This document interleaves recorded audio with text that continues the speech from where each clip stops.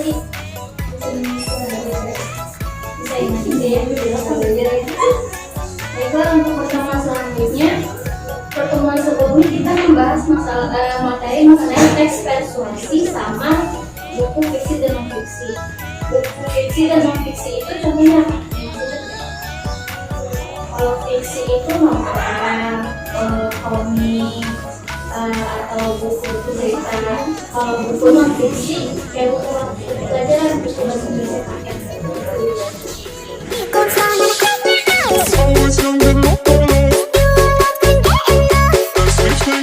Ini kita akan membahas mengenai teks berita. Ada berapa teks berita yang suka ditayangin di TV?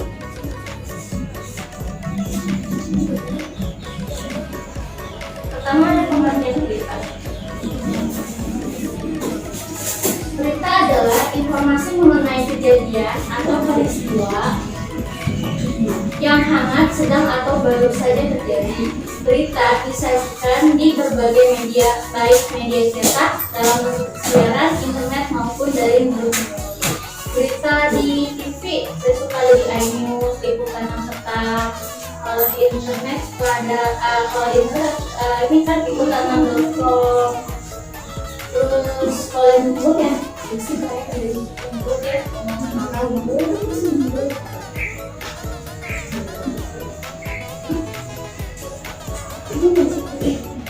selanjutnya kita akan membahas mengenai unsur-unsur berita. Apa sih yang pertama? Unsur berita itu ada adiksi-simba. Kalian tahu nggak adiksi-simba itu singkatan dari apa?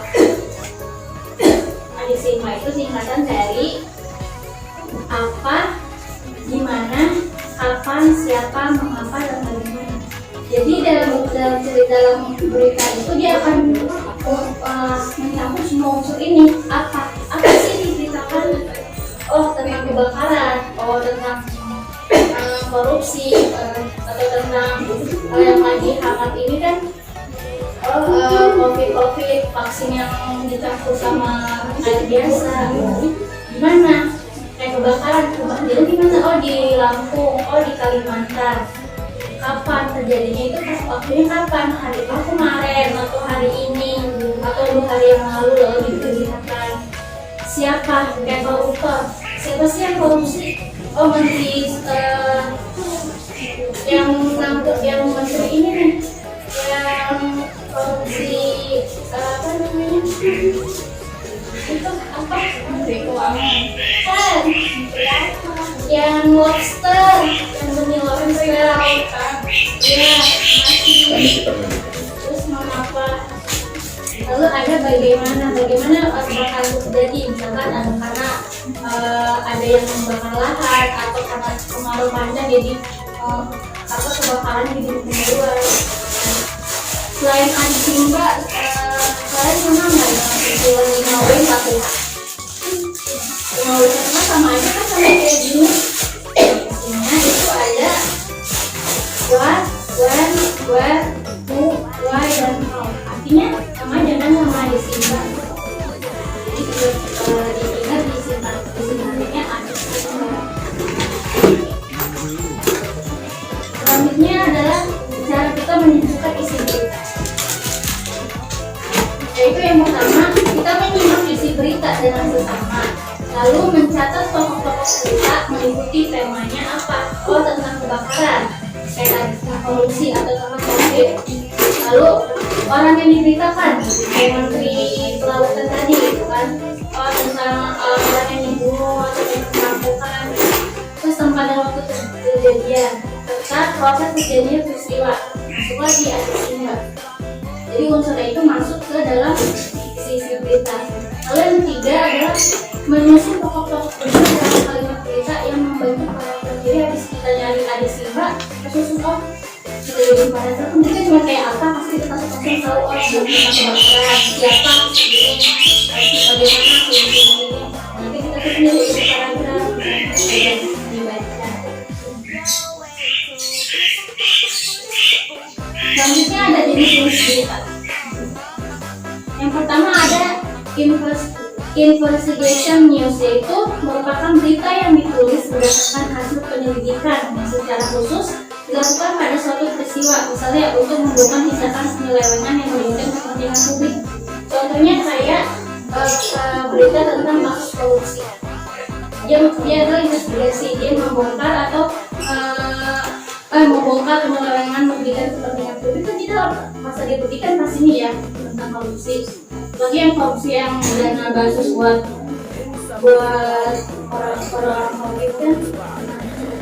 Yang kedua ada slide news, yaitu berita langsung yang ditulis secara ringkas, tugas apa adanya, dan biasanya berisi informasi terkini mengenai suatu hal atau peristiwa. Misalnya quick count pemilu. Biasanya kalau ada pemilihan presiden kemarin kan setiap semua channel pasti di bawahnya suka ada perhitungan presiden. Ya, kalau kan ada yang tinggi, ada daerah ini perhitungannya seperti ini gitu kan. Lalu yang ketiga adalah future story, yaitu dalam future story penulis mencari fakta yang menarik pembaca sehingga penulis memberikan reading expression pada pembaca dan menyajikan berita yang ditulis dengan gaya penulis humoris sehingga pembaca tertarik. Misalnya berita perjalanan ke kuliner, suka di berita-berita di televisi kan suka ada dimasukin berita-berita kuliner ya, misalnya dia wisata jalan-jalan, saya menjelaskan makanan ini enak loh, dan kita pasti kan tertarik ya. Sama aja ini kayak materi kita yang lama, teks persuasif itu teks mengajak. Sama ini kan habis kita dengerin dia berita kuliner, pasti kita penasaran, pengen kesana, pengen jalan-jalan kesana. Jadi kayak saling berhubungan. Selanjutnya ada berita comprehensive news, yaitu berita yang berisi laporan mengenai fakta dan suatu peristiwa yang ditinjau secara menyeluruh. Misalnya mengenai corona, dampak corona apa sih, kayak gitu.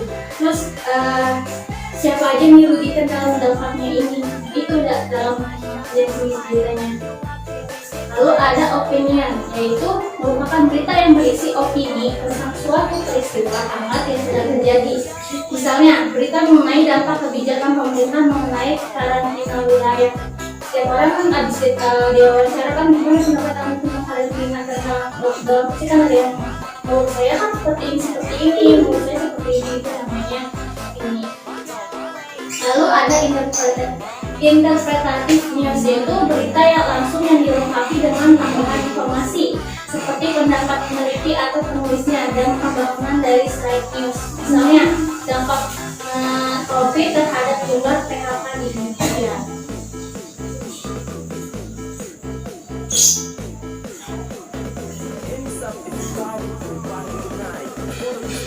Selanjutnya ada jenis soft news, yaitu berita langsung terbaru dan sifatnya ringan, biasanya pendukung berita utama. Misalnya berita tentang keramaian tempat wisata.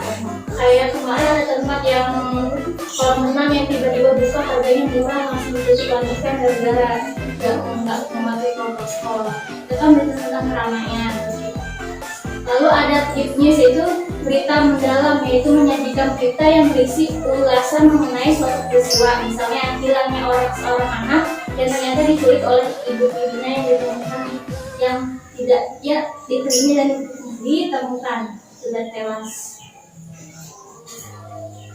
Lalu selanjutnya kita akan membahas ciri-ciri berita. Yang pertama ada aktual. Berita aku adalah berita terkini yang terbaru, jangan berita-berita yang lama diungkit lagi. Lalu ada faktual, faktanya. Setiap berita pasti punya fakta. COVID, faktanya ada, gitu kan. Kebakaran, ada kemarin kebakaran di sana, gitu. Penting, berita itu menceritakan hal-hal yang penting. Tentang korupsi itu penting, kita jadi tahu ternyata selama ini adalah pemerintah yang kita pilih ternyata dia ini korupsi. Lalu ada kronologis dari awal sampai akhir, sebenarnya beruntung itu maksudnya dari A sampai Z gitu, kayak dari apa ini siapa, bagaimana kejadiannya, kenapa dia bisa kayak gitu, jadinya beruntung ya, berurut. Lalu ada objektif. Selanjutnya bahasanya baku, ini nggak menggunakan bahasa yang sehari-hari. Sama kayak buku-buku itu bahasa yang udah jadi kan bahasanya baku ya, kayak ada yang bahasa biasa kita ngomong biasanya. Selanjutnya ada struktur berita. Yang pertama ada orientasi, yaitu bagian yang merupakan pembukaan. Jadi sebagai pemantau wujud dari peristiwa. Lalu ada peristiwanya atau kubunya. Peristiwa merupakan tahap inti dari sebuah berita, yaitu mendeskripsikan dari pendahuluannya. Lalu yang terakhir ada sumber berita. Merupakan referensi dari narasumber di dalam berita. Sumber berita tidak selalu dapat akhir berita. Jadi namun bisa berada di dalam berita itu sendiri. Selain struktur seperti itu, biasanya di dalam berita dikenal dengan struktur piramida terbalik. Yang pertama, yang paling penting adalah info pentingnya. Kadang kalau di luar ada tulisannya gede-gede, fakta tentang COVID segala macam. Terus body tubuh yaitu cerita detailnya supaya ada di tengah-tengah koran berita. Terus ada terakhir itu ada informasi tambahan di bawah-bawahnya. Menurut ada abis diwawancara ini, menurut ini kayak gini loh, gitu. Itu informasi tambahannya.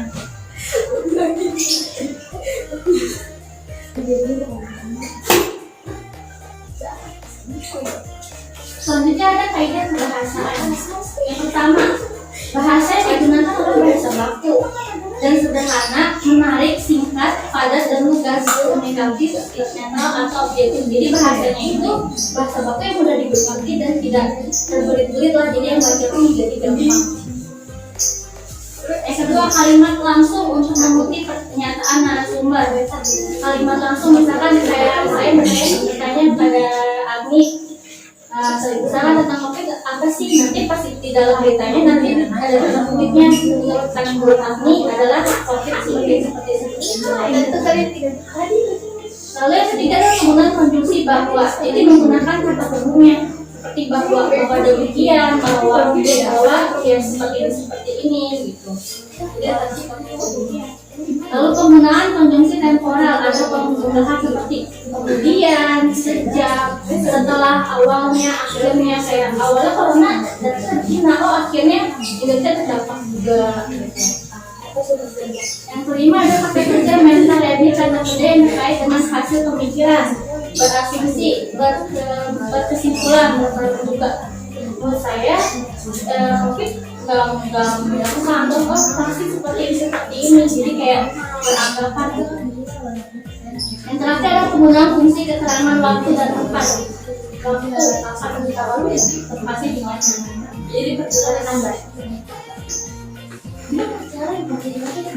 Yang terakhir adalah menulis berita.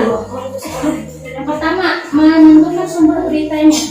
Memilih tentang apa? Tentang pendidikan. Tentang kemarin Menteri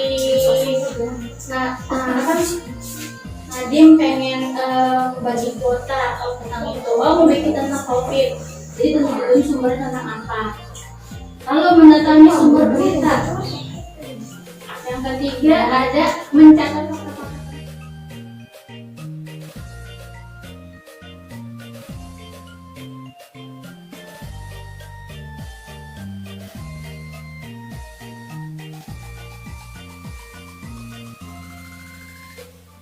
Sekian pembelajaran hari ini.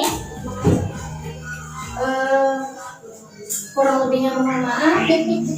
Kita tutup dengan membaca Alhamdulillahirrahmanirrahim. Assalamualaikum warahmatullahi wabarakatuh.